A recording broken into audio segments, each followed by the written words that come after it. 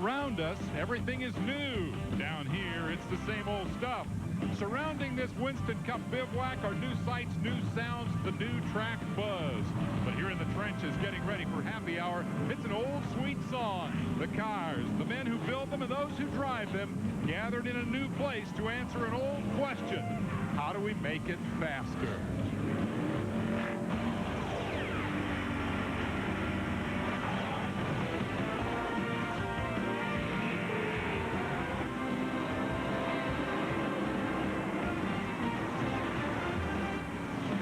Welcome to Happy Hour at Las Vegas Motor Speedway, which is everything that we expected.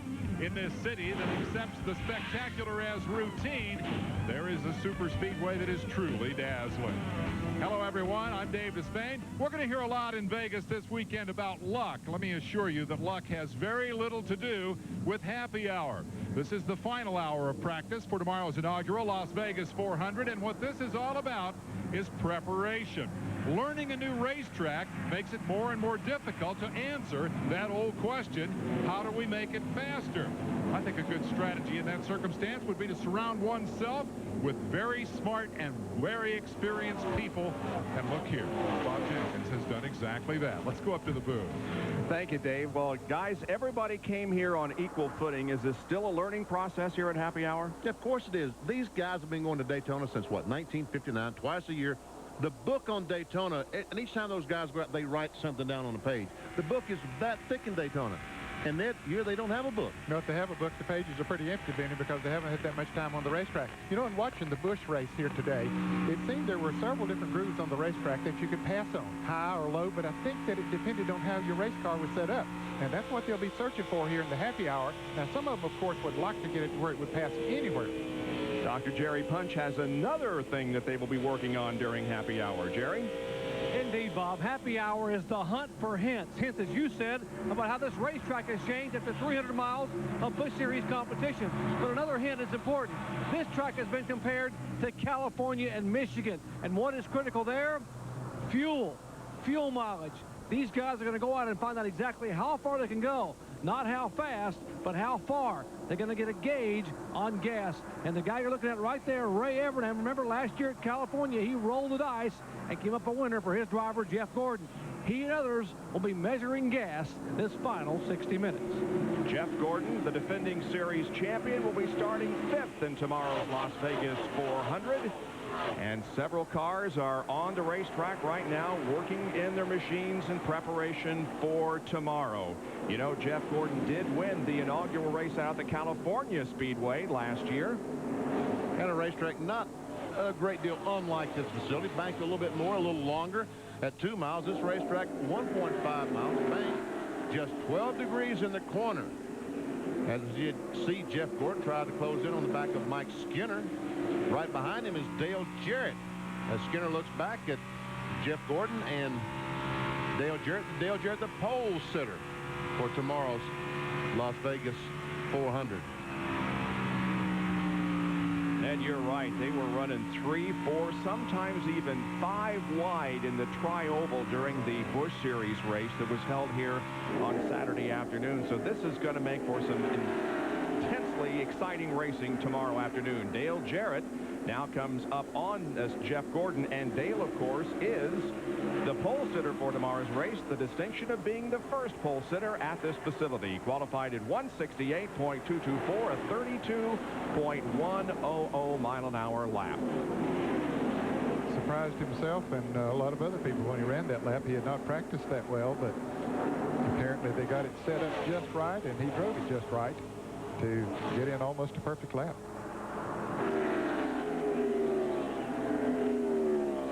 Now, they're not running anywhere close to that kind of time now out here in the race mode. They'll probably be a second or a second and a half slower than they were in qualifying. Well, Bob said that Dale ran 168 miles per hour. See that time? 162 miles per hour, 33.21. So that's almost, about 1.5 seconds slower than it was in qualifying. When we were at Daytona, one of the things we talked about so much is how these cars draft with each other. Is this a drafting racetrack?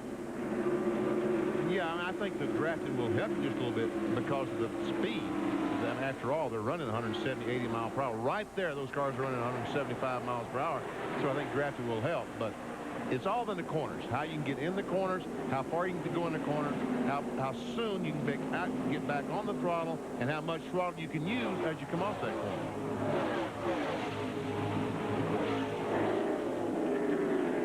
Down to Dr. Jerry Punch, who's in an area that's usually pretty busy at this time. Doesn't look like there's much going on down there now, Doc. Bob, normally a hub of activity. We're talking about the NASCAR Winston Cup Garage, but in the first 15 minutes of happy hour, it is the loneliest place in the racetrack. I am where Dale Jarrett, Mark Martin, Jeff Gordon, and all the top point getters are, and no one is here. They're all on the racetrack. But give us about 5 minutes. They'll all be zipping in here to make those last-minute adjustments and begin their calculations on fuel mileage. The entire garage behind me completely empty. Not a soul here. Everyone on the racetrack for this critical 60 minutes of practice. Looks like an old ghost town down there as everybody is out either on the racetrack or on pit road waiting their turn to go onto the speedway. On the racetrack, however, lots of activity as drivers dial in their machines for tomorrow's inaugural Las Vegas 400, which you'll see live at 2:30 Eastern on ABC. We'll be right back. ESPN Speed World at Las Vegas Motor Speedway for happy hour prior to tomorrow's race. However, before the race starts, we have a couple of programs for you at 1:30 on the Deuce. It's RPM Today. Then at 2 o'clock, NASCAR Today, live from here at the Speedway. We follow it up with the live flag-to-flag coverage on ABC of the Las Vegas 400 Sunday afternoon at 2:30 Eastern Time. That is 11:30 in the Pacific Time Zone. On the track right now, we're riding with Rusty Wallace as he comes out of the second corner and down the backstretch. And you see how nice and bright, how well Rusty Wallace can see. And now then, as he's going in the pits. Here's Elliott going in the third corner as he tries to pass Ernie Irvin in the M&M Pontiac. See, Bill Elliott has the fastest speed so far, 163.4. Down to Jeff Bodine in 15th spot. Jerry Punch is with Mike Beam. Well, Mike, you got to be pleased. Your car's at the top of the speed charts right now in happy hour. How much do you want to do and how long do you want to run? Well, you know, not being here before, really, in these conditions, you know, we're just going to kind of run a little bit of stuff here, scuff a couple sets of tires, and try a little bit different gear. You know, the motor's running great. Ernie and Ron, they've got us a good engine, you know, and the car's working real well. You know, it's the car we had last week, and, you know, we're just going to kind of see what falls out. The scuffed tires, did you see that from the Busch race a little while ago, that's the difference? That's going to be the key? Oh, yeah. Well, I don't know. You know, we're just going to see if we're better on, you know, our car's been good on stickers, but try a little bit different air pressure, you know, and just see like tomorrow. I don't want to be trapped, you know, all of a sudden, you know, if we don't have any scuffs. You know, we got plenty of tires, and Goodyear's got a great tire here, you know, so hopefully, you know, we can just kind of get different situations that tomorrow we can adapt to it. Okay, good luck, Mike. We'll let Mike go over and begin to work. Bill Elliott should be coming in very shortly. They're going to go to a lower gear and try that gear to be able to get the car and let the rear tires slow down the McDonald's Ford going in. The car has a tendency to get loose entering the corner as we check in with Dave Despain down in the Dale Jarrett garage. And the pole-sitting team are contemplating a gear change. Dale told him on the radio, the car is just the tiniest bit loose in the center of the corner, and if we could get rid of that, this thing would be awesome. This is the car that perhaps should have sat on the pole last week at Rockingham, but of course had an engine trouble there, and that knocked him back deep in the field. But in the first 93 laps of the race, they came from 32nd to lead the thing. On the happy hour agenda for the 88 car, shocks, sway bar, Todd Parrott there, the crew chief, says with the new 5 and 5 rule, the old combinations don't work very well anymore. And of course it is the new body as well. So there's a lot of work to be done for the Fords, but these guys are very good as they came here this weekend. Meanwhile, next door, all the attention to the 24 of Jeff Gordon, qualified 5th fastest, is under the hood, and so far it's all routine. You might think after what he did to the field last weekend at Rockingham, and then coming here and qualifying 5th, that everything would be great shakes for the 24. Add the fact that this is Blacker, the oldest car in their stable and the most successful, and one would expect that they'd be very, very confident. In fact, Ray Evernham says, hey, we got one good lap, but we're not very good. We're very confused. The car's not pushing, but it's not loose. It's just not hooked up. These guys are going very fast on a smooth racetrack without much downforce. It's a whole new world for them, and we're having a little bit of trouble. I said, well, what's the happy hour agenda? 4 shocks, 4 springs, couple of sway bars, and a Hail Mary. That from the Winston Cup Championship crew chief. Going for his 3rd championship in 1998. He currently is 3rd in the point standings, 35 behind Rusty Wallace, and just 2 points behind Dale Earnhardt. Here are the points. Rusty Wallace is at the top of the chart with Earnhardt 2nd. The Daytona 500 winner. Gordon, who won at Rockingham, is in 3rd. Then Jeremy Mayfield, Bill Elliott 5th. Jimmy Spencer, who won the Busch race here at Las Vegas earlier today. Terry Labonte is 7th, followed by Bobby Hamilton, Ricky Craven, and Ernie Irvan. We'll update you on who's doing what on the racetrack when we come back to Las Vegas Motor Speedway and happy hour for tomorrow's Las Vegas 400. Martin during happy hour for the Las Vegas 400. Watch what happens as he comes off of quarter number 4 right about in here. As he drives into the sun, and all of a sudden the racetrack just disappears. Wow, that is brutal. It is brutal. Can't see anything. What you have to do, as we continue to ride with him, and he just shut it down, and other cars are going by, but what you have to do, Benny, you look down that whole straightaway right before you get into that to be sure there are no cars in the way, and pick the point where you want to drive it, and those couple of seconds that you go through that, just hope that nothing happens there. You know, building at Daytona Beach, building the huge grandstand at Daytona was the greatest thing they ever did for the competitors, because it used to be that way at Daytona. As you come off turn 4 and drove toward the start-finish line, the racetrack just simply would go away. You could not see the start-finish line. But when they built the new towers and new suites and what have you, now that sun blocks the racetrack so you can see. That blocks the sun from getting in your eyes.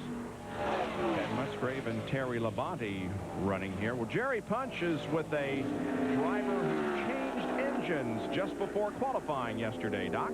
And Bob, a call that paid off big time for the Miller Lite team of Rusty Wallace and Roger Penske. The motor change yesterday, first of all, Rusty, huge dividends. Yeah, it paid off good. We changed the motors and picked up 3/10, but our motor was really good. Don't let me get you wrong, but it just wasn't pulling good in the mid-range like we needed it to. So we changed engines, put one of Larry Wallace's engines in, and boy, it picked up pretty big time. Turned about 200 RPM more, so it paid off for us. Early part of happy hour, we see you get out of the car. You got an ear-to-ear smile as you're talking to Robin Pemberton and the guys. Pretty pleased with the car where you are right now? Yeah, it's handling good. It's really handling good. And we're just tweaking it right now, and I'm real happy with it. I saw you talking to the shock dyno guys about possible change. Are you going to make some adjustments and play with some things, or are you just going to get a plug check and go back out? No, we're going to get a plug check and make a left front spring change, and we'll play with a little bit of everything to the last minute here. Just trying some things. There'll be some things that work, some things won't work. But it's a real flat racetrack, and you got to turn good here. So we'll be working on really hard to make the car turn from the center of the corner out behind traffic.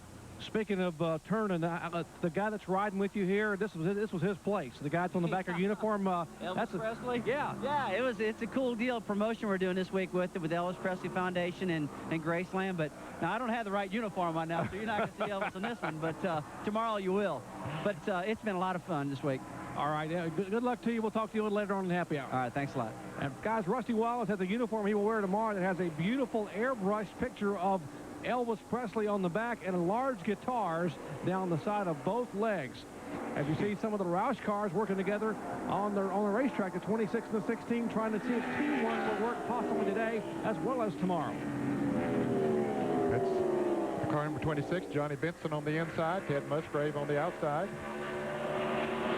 Both of them qualified in the top 25 yesterday. Johnny Benson will start 16th, and Ted Musgrave will begin from 23rd position. Right now, all 43 cars that will start tomorrow's race have been on the track for at least a lap. And there's Johnny Benson, currently 5th in the order. See, Musgrave decides to quit, go toward the garage area, make some changes on the car. He's a little bit slower than Benson, but still pretty good lap times. There's Joe Nemechek. Had a good Busch race here at Las Vegas. He'll start 8th in tomorrow's race, qualifying in 166.123. And that last lap, Joe Nemechek ran 160.247 around this mile-and-a-half speedway. Currently 20th in the order. There are a lot of cars that are very close together in the speeds that we've seen posted here so far in this round, and those that posted the fast speeds, I suspect they went out on new tires at the beginning of the run, and we haven't seen the top 10 change since they put them up there originally, and I believe that would have been on new tires. And the tires don't slow down as much on this racetrack as many other racetracks that we see, but they will slow a little bit from the brand new ones. The 22 car of Ward Burton had a real good qualifying run yesterday. He begins from the inside of row number 2. Third best in qualifying yesterday afternoon at 166.8. And he's good in practice here. He's the second fastest here so far today. Ward already has one top 15 finish this year. He finished 11th at Rockingham last week. Kenny Wallace rolls the 81 car out of the garage area. Wind his way through the garage on the pit road. Down in the garage, Jerry Punch has found Dale Earnhardt's stall. Well, the winner of the 40th Daytona 500, that sounds awful good. I still like saying that. Dale Earnhardt sitting in the Goodrich Chevy. And Dale, how about the early laps of happy hour? Are you pleased with the car or making some changes? Well, we're a little off, but you know, we're adjusting on it to see what we can do with it. Got a good race car. If I can just get it, you know, a little more to my liking, just a little tight center off. So we're working on that right now. How about the kid? Dale Jr. did a great job earlier today in the Busch race. What an effort. Well, he used his head. He really worked good with the car. Tony and all the guys worked really good. We had the car in good shape, and he was patient. He got shucked out of on the outside there, and fell back to about 11th or so. So he had to work his way back up through there, and he did. And he saved his car and had some car there at the end. So he was racing them pretty hard there at the end. I was pretty proud of him.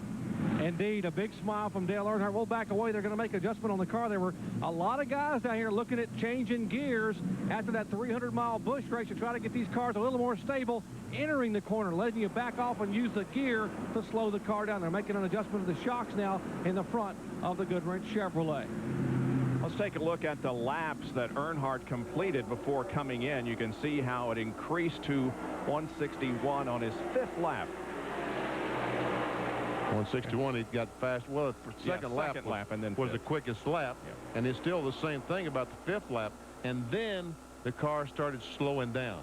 And that's when he picked up that push. We could tell right then in the tone in his voice that the car was not right. And you can see after that 50, that 33.508, 66, back to a 58, but then a 94, a 74. Very, very inconsistent. And that's when he picked up that push off the corner.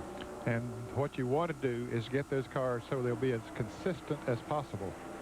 Dale Earnhardt qualified 26th yesterday. He stood on his time, and that's where he will start in tomorrow's inaugural race, NASCAR Winston Cup race here at Las Vegas Motor Speedway, the Las Vegas 400, 2:30 Sunday afternoon on ABC. Back in a moment.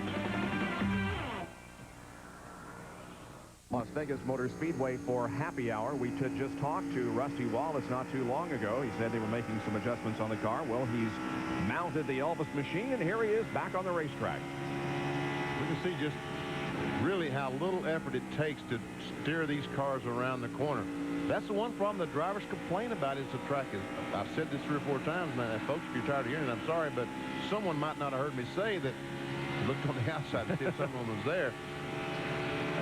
Wally Dolmack, he wanted to see if he'd cleared him so he could come off the corner and let the car drift up the racetrack. It looked like he was looking at you to say, okay, Benny, what are you going to say?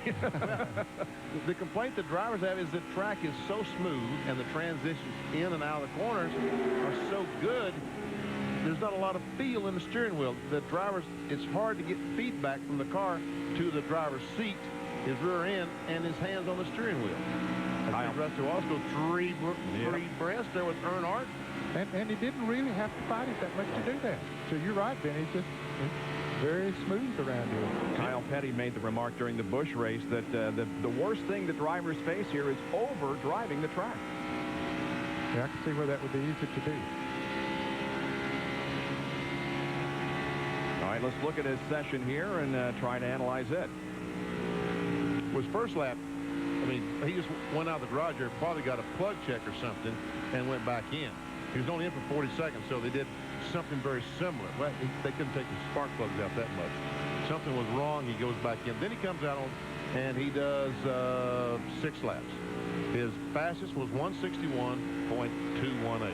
He was in the garage for 15 minutes. He came back out, and his average was 161.290. So whatever change he made helped. It did help because we can see he's just a little bit faster. And if he's using the same tires, he ought to be slowing down just a little bit. And instead he went faster. Rusty Wallace is off to his best start since 1990 with 2 top 5 finishes. A 5th and a 2nd. Another guy who's had a pretty good year, Mark Martin, Jerry Punch with him. Indeed, what a comeback after that disappointment in Daytona, the great run at Rockingham. Mark, I got to ask you, first of all, the racetrack here. You just ran the Busch race up 300 miles. The track changed much? No, it didn't, and I'm going to tell you what, that is one spectacular racetrack. I love racing here. You know, Benny was talking about the driver saying the track is almost too smooth. You don't get a whole lot of feedback through that steering wheel. Well, I don't know about that. I feel everything just like normal. If I'm too loose, the back end spins out. If I'm pushing, the front end slides out. I got all the same feel I have everywhere else. It's just, you can run the bottom, you can run the middle, you can run high. It's just really an awesome racetrack. We saw some 4 and even 5 wide during the Busch race. Is it comfortable no matter where you are on the racetrack, even down on the inside? It's pretty comfortable. It's nice. It's nice. I mean, it depends on who's where, how comfortable you are. Let me ask you about your car. I saw you climbed after a few laps, and Jimmy Finnegan and the guys have made a couple of adjustments. You obviously are pretty pleased with the Valvoline Ford. I think we're in good shape. Ooh. Uh-oh, you don't see this guy smile that much early in happy hour. You heard it here first. Hey, Mark, I know you're going back out. Good luck to you. Thank you. Mark Martin, very, very pleased early on in happy hour. Mark it down in your book, folks. You don't ever see him that happy this early on Saturday afternoon. Let's check in with Double D. Yeah, some of the guys were talking about what this racetrack feels like, what it compares to. We heard Michigan, we heard Fontana, of course. Some guys say it's like a big Richmond. The talk was, well, is it fast? And the answer was, go ask Chad Little. That, of course, a response to his crash this morning when he tore up the John Deere number 97. Big time, hit very, very hard. We were hoping to have a word with Chad, but the Brain Trust is convened here as he has pulled the backup car out, obviously, to replace the one that was destroyed this morning. Right now, they're working on timing and engine issues and getting ready to buckle him back in. They say that the backup car is decent, but they still got a lot of work to do, and you'll recognize this guy. This is Jeff Hammond, who, of course, was with Waltrip for years, moved over to a truck team for a quick shot with Andy Michener, and has now landed here with the John Deere crew. They look pretty busy. I'm not going to interrupt that. Bottom line, they're probably about a C+ right now. They got a lot of work to do on the backup car. He was supposed to start 17th, but because of the crash, he'll have to go to the back of the field. This is what happened at 9:45 this morning, local time.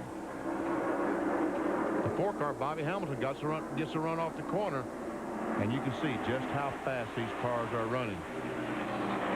Chad was quickly out of the car and okay, and as Dave told you, has gotten the backup car out. Let's see how he's done since he went out there. Well, we see he's had a 33.493, and you see how the speeds are getting faster and faster and faster. I guess he's getting used to the race car. When you think I would say that would be the case, and we saw Rusty's laps fall off for a little bit, or somebody that we looked at there earlier when they had a push on the car. But I would say in this case, where he got faster and faster, that it was, yes, getting used to that particular race car. So Chad Little will be back out there in just a few moments after more consultations with the pit crew members. There's Jeff Burton. He's been out on the racetrack for a few laps. He's third quick at the moment. Back in a moment. Impressive performance in the Busch race. You have a 4th place finish there. How's the car in happy hour? It's the best we've been so far, that's for sure. I talked to Mark a lot after the first practice. He gave me some advice, and we took advantage of it. It really helped the car. I'm real happy right now. If it'll do tomorrow what it's doing today, I'll sleep well tonight. We talked earlier today about how much you guys have learned by running the Busch races on Saturday, particularly last year. Not only how much you learned, but how much confidence you've gained. Well, after today, not much. We had a car that should have won if it is 4th, but we learn a lot. I learn a lot working on a Busch car. I'm a guy that likes to be involved with springs and shocks and sway bars. Every chance I get to do that, that's one chance that somebody else doesn't get a chance to do it. So I think it speeds up the learning curve at a new racetrack a lot. And at an old racetrack, it just gives me more lap times, gives me more time to think about what we can do to the cars to make them better. And I think that makes me a better race car driver. I know you got to go. You're heading back out. So good luck to you tomorrow. All right, Jeff Burton getting back over. Frankie Stoddard and the crew have made some adjustments as we check in once again with Dave Despain.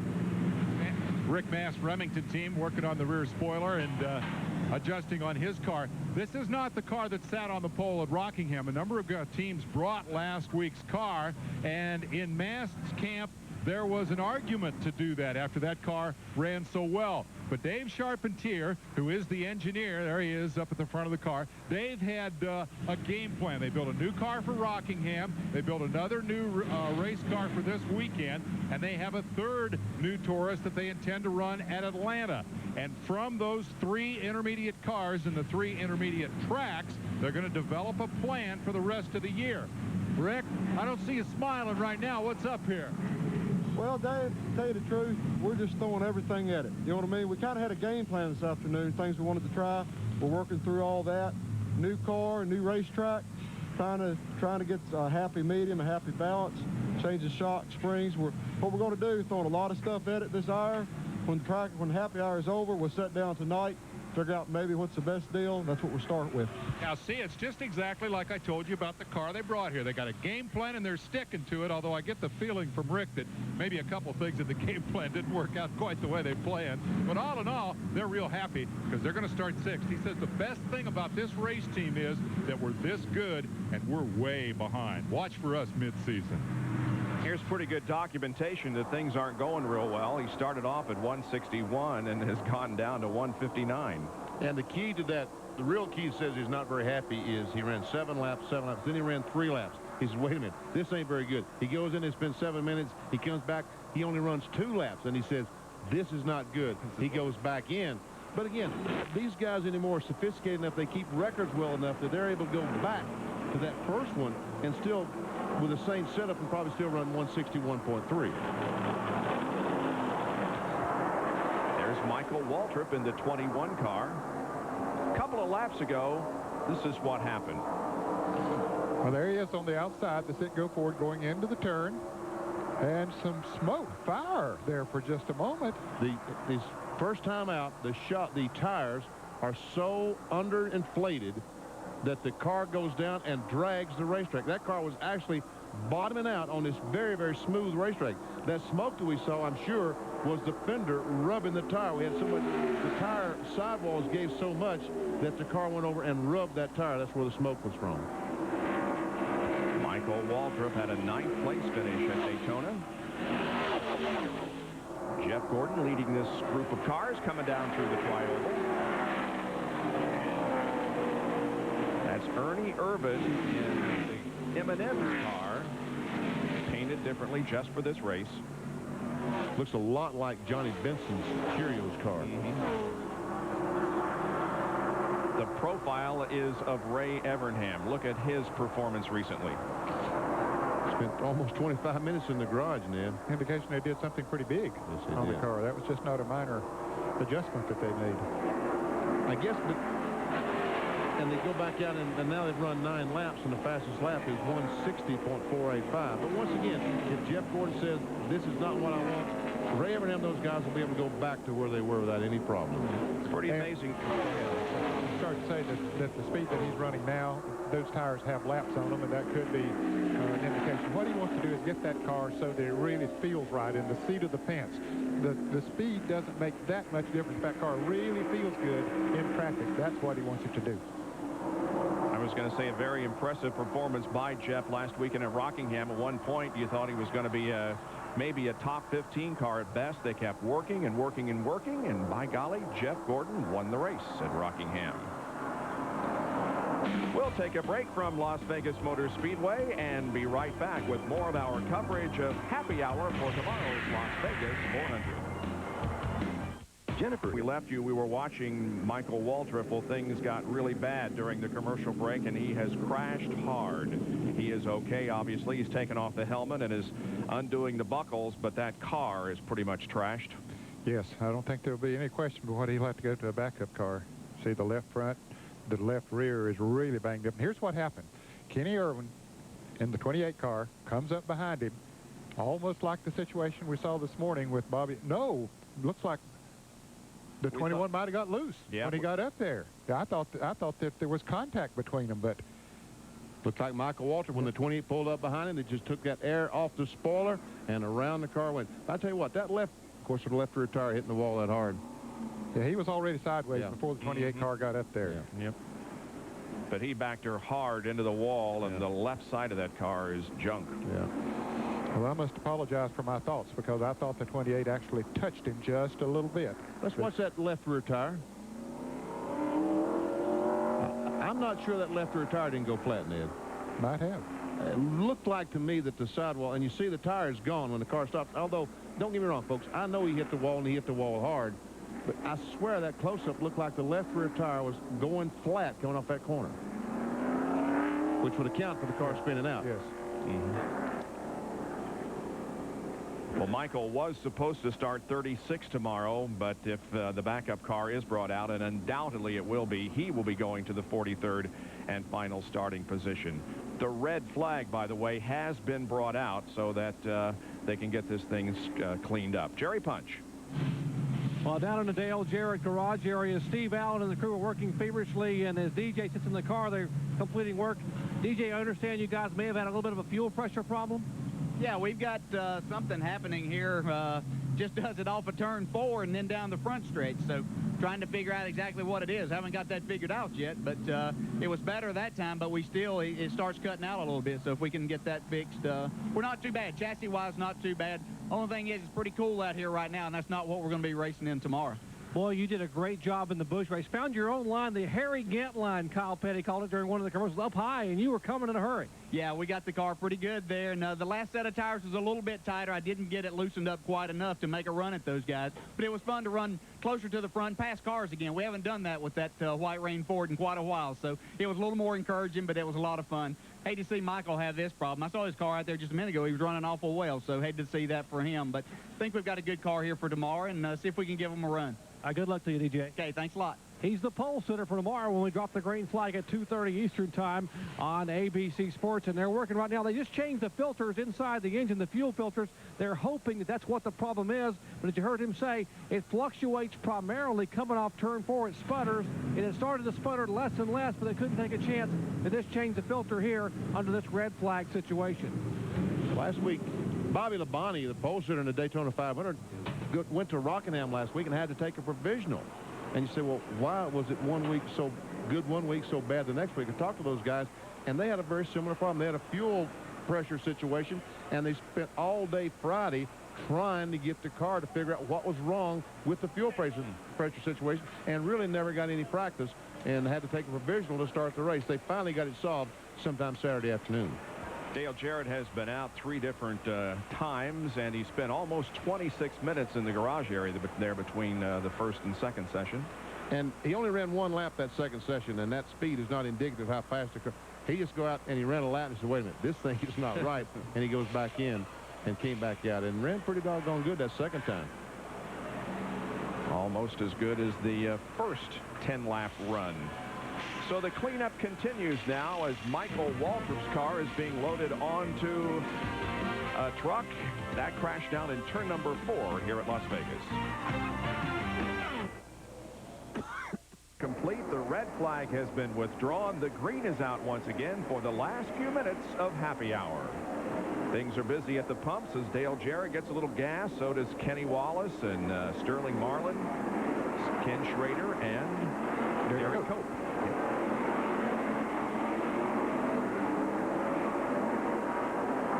He might be going to do some of that fuel mileage checking right here that Jerry Punch was talking about earlier. Exactly. Yep. So Dale Jarrett rolls off and onto the racetrack. Let's update the Michael Waltrip situation, Jerry. Well, guys, the car you're looking at there is the backup car. It's another brand new race car. The car they just wrecked was a brand new Chip Lane car that had never been raced. This one they just about backed out of the truck is another brand new car. What they are trying to do, they already had an engine in it. NASCAR over here, the officials are looking to make sure it has the primary safety information and instrumentation intact so they can let Michael get in the car, hopefully, and make a lap or so just prior to the end of happy hour. They're going over trying to get the tires on the car.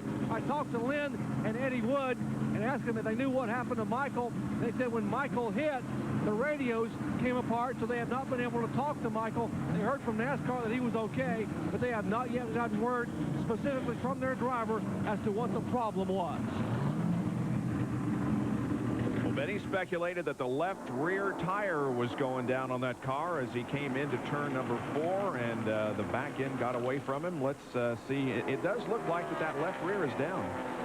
Yes, I mean, right, we're talking about the sidewall of that tire. It looks like that the tire is flat. We can see the sidewall on the very bottom, how the tire would be if it was flat. It looks like it's either flat or awful out around, and they don't make those things out around that much. Now, I'm convinced that the left rear tire went flat on the car. And Kenny Irwin Jr. was right there when Michael lost the car and slid up the banking, and Kenny really did a pretty good job of missing him. He did a great job. He really had to slow the car down and decide which way to go, and he decided to go the low route, which was the right route. Michael got out of his car, and look what uniform he's wearing. Band-Aid. I hope he doesn't need any Band-Aids. That, of course, is the sponsor of his Busch car that the race that he was involved in just before the happy hour. Jimmy Cox, you see the fellow, the Busch official, in this little instrument right there? He's checking the thickness of the roll bars, making sure these roll bars have to be 93 thousandths thick. They have an instrument they can put on that bar and check and see how thick it is. NASCAR takes especially the safety regulations very seriously. They don't want to send a car out that is not under complete compliance. And the drivers and the team members appreciate that. Back to Dave Despain. Over there in the garage area, Jack Roush and Steve Meal, the owner and crew chief respectively, Confab, discussed the happy hour work of car number 26, which rolls in right behind us. We've managed to Shanghai the driver. Jack came over. He wasn't yelling at you for knocking off work early today, was he? No, not at all. Man, these guys doing a tremendous job in his Cheerios Taurus, and Steve Meal, everybody. Man, this thing just runs pretty good, so we're pretty excited. I mean, I went and said yesterday, car's pretty good. We're looking forward to qualifying. To what I do, 15. So I'm not going to say it's really good, but it's not bad. Well, you're better on the charts than that today. I think we've got you 5th.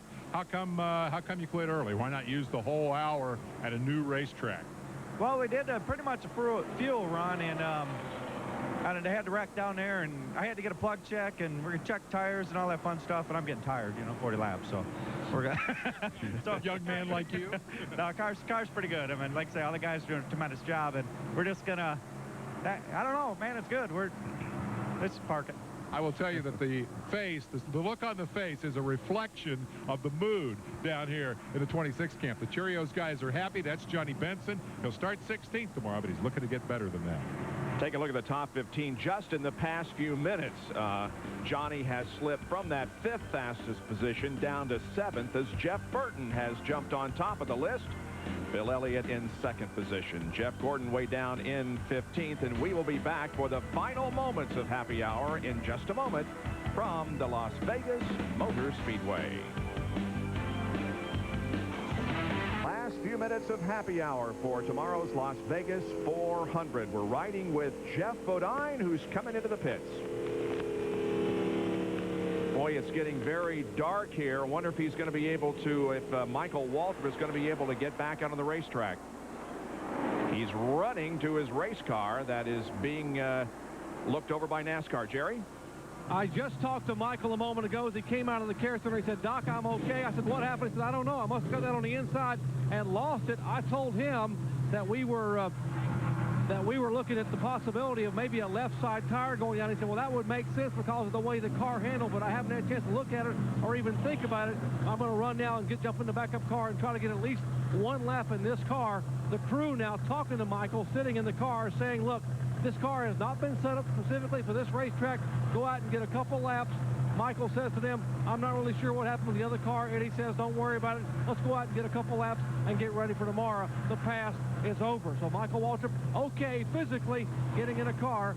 Just 5 minutes remaining in this happy hour session as the drama now beginning to play out for the Citgo team. They're trying to get a brand new race car on the racetrack to get some laps in, and now less than 5 minutes remaining in this final session.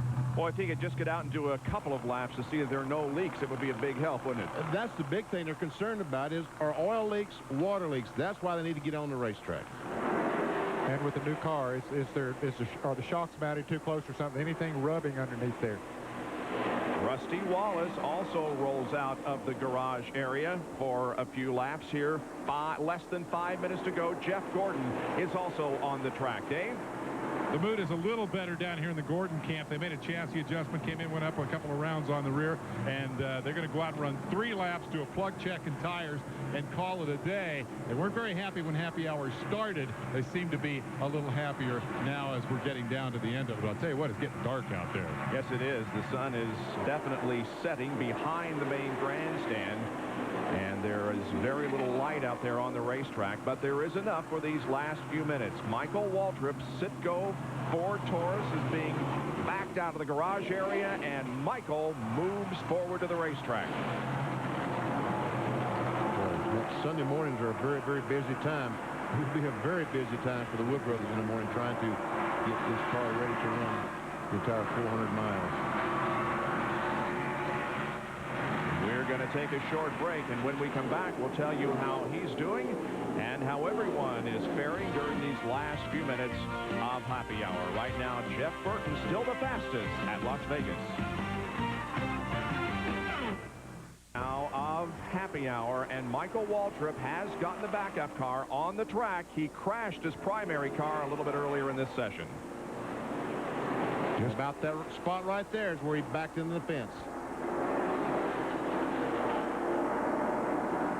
There is no transponder on the car. There's no decals on the car. We're not going to be able to get an accurate speed on him. Well, I don't know about that. Let me get my stopwatch out here. I was about to say, however, trusty Ned, who is so good with his stopwatch, has it in hand. See where he is. Is he on the backstretch? Yeah, over on the backstretch. Coming to turn 3. I don't think that he expects to go out there and turn any fantastic times. Speed probably isn't really consideration here, as long as we said there are no leaks and everything is functioning rather well.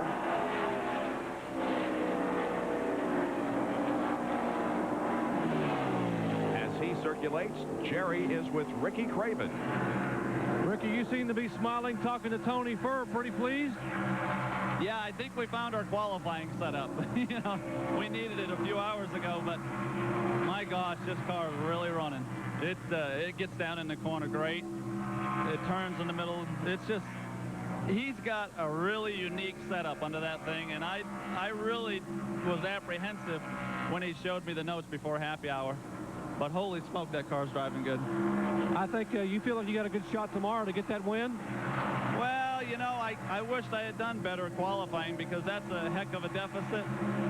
But we're learning. We're learning each other, and the team's coming together. And we're optimistic about tomorrow, but need to play it cool the first half of the race, get ourselves in track position. Hey, good luck to you, Ricky. Ricky Craven loves flat racetracks, and he likes this one here. You can tell by the smile on his face, Bob. Well, red and black are showing, and that means the end of happy hour. He did have a transponder on that car. We beg your pardon, and here's what happened. And I must say, the Ned stopwatch was very, very accurate. There are the 2 laps that he did on the bottom there, averaging 160.9 with the fastest at 161.5. That's much faster than I expected him to run when he went out there. As you can see, it's faster than his fastest lap was after he ran 12 laps before and 10 laps. That was the fastest lap that Michael Waltrip ran. But I'm sure it was new tires. I'm sure they had new tires on the car, which would pick the speed up. Now, this car has not been through inspection, but it will go through a very thorough inspection now. NASCAR just checked all the safety regulations to see if they were up to par before they allowed them on the track. Well, that's right. They did not check the heights. And if the car is, in fact, a little bit too low, that would account for some of the speed. So happy hour is over. Let's get a preview of tomorrow's Las Vegas 400 from Dr. Jerry Punch. How about the ironic relationship between those who live on the edge in the casino capital some 15 miles south and those who push their cars to the ragged edge here in NASCAR racing? Some live to gamble, others gamble to live. And just like in Las Vegas, there are few winners who walk away from the tables. Tomorrow, 43 will roll to the green flag, but only one will walk away with a victory in Vegas. It should be a wild scramble. They can run 3 wide, 4 wide, 5 wide. Dale Jarrett will lead them down. Michael Waltrip goes to a backup car from the back of the field. It should be one whale of a show at 2:30 Eastern time on ABC. Let's check in with Dave Despain. Hey, the race is on ABC, but 2 o'clock Eastern time on the Deuce. We've got NASCAR Today, the pre-race show. Here's a thought. NASCAR likes a level playing field. But what if you have to put the whole field over here and Jeff Gordon over here to keep it level? We'll have some thoughts tomorrow on that on NASCAR Today. See you then. And Dave, before that, at 1:30 Eastern time, it's RPM Today. Then NASCAR Today at 2 o'clock. ABC is the network to be with at 2:30 Eastern tomorrow afternoon. That's 11:30 Pacific time as we have live flag-to-flag coverage of the Las Vegas 400. This has been an exciting weekend already with the city so much behind this race. A lot of enthusiasm. It's going to be great tomorrow. Coming up next, the NBA Tonight. We hope you'll join us tomorrow afternoon, 2:30 Eastern time on ABC for live coverage of the Las Vegas 400. This has been a presentation of ESPN, the worldwide leader in sports.